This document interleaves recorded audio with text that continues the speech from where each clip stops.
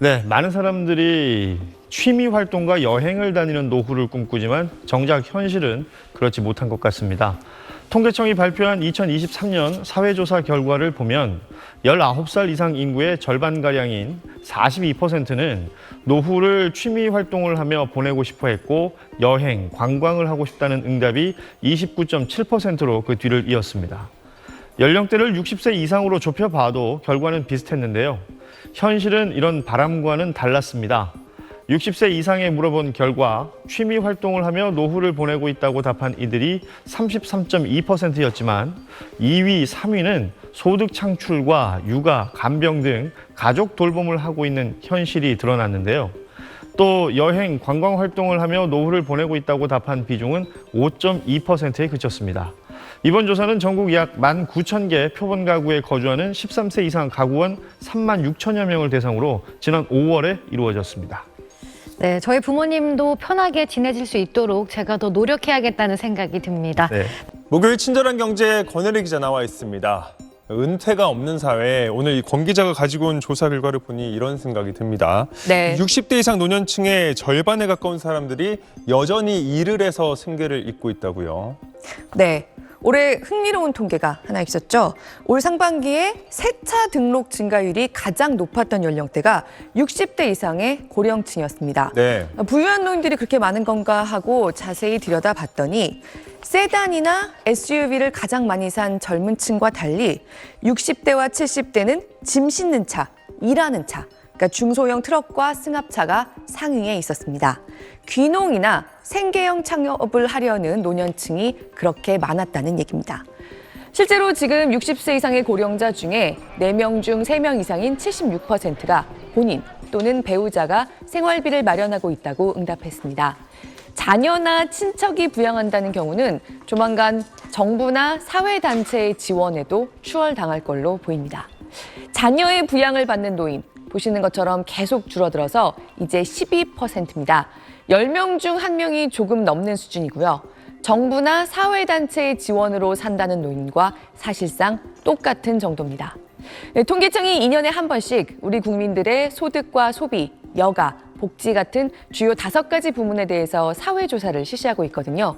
올해도 표본가구 19,000세대, 13세 이상의 36,000명을 대상으로 지난 2분기에 최근 2년 동안의 변화에 대해서 물어본 결과의 일부입니다.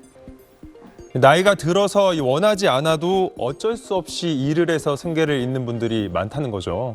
네. 그러니까 우리 사회에서 노후 준비를 하고 있거나 되어 있다는 사람들, 보시는 것처럼 젊은이들이 훨씬 더 많을 수밖에 없는 게요. 이젠 우리도 내 노후는 내가 책임진다는 인식이 지배적이 됐죠. 하지만 사회가 급변하면서 가치관이 빠르게 변해온 결과이기 때문에 이미 노인이 된 사람들 중에는 아래 위로 본인은 부양을 하고 자기 노후는 미처 충분히 준비 못한 분들이 많습니다. 하지만 아까 보셨던 것처럼 빠르게 젊은이들을 따라가고 있습니다. 어떻게 그럴 수 있느냐? 노동을 계속하는 겁니다. 생계를 스스로 책임지는 고령층 10명 중에 4명은 일을 계속함으로써 생활하고 있습니다. 재산이 그래도 좀 있어서 산다는 사람은 100명 중 8명 정도밖에 되지 않고요. 30% 가까이는 연금과 퇴직금입니다. 특히 노인들 중에서도 아직 젊은 축, 60대는 거의 전부 자기 생계는 자기가 해결하고 있습니다. 이보다 위로 갈수록 그 비율이 급격히 떨어져서 80대엔 40% 정도에 그치는데요. 스스로 생계를 유지하는 80대 중에 30%가 여전히 노동으로 살고 있다고 답했습니다.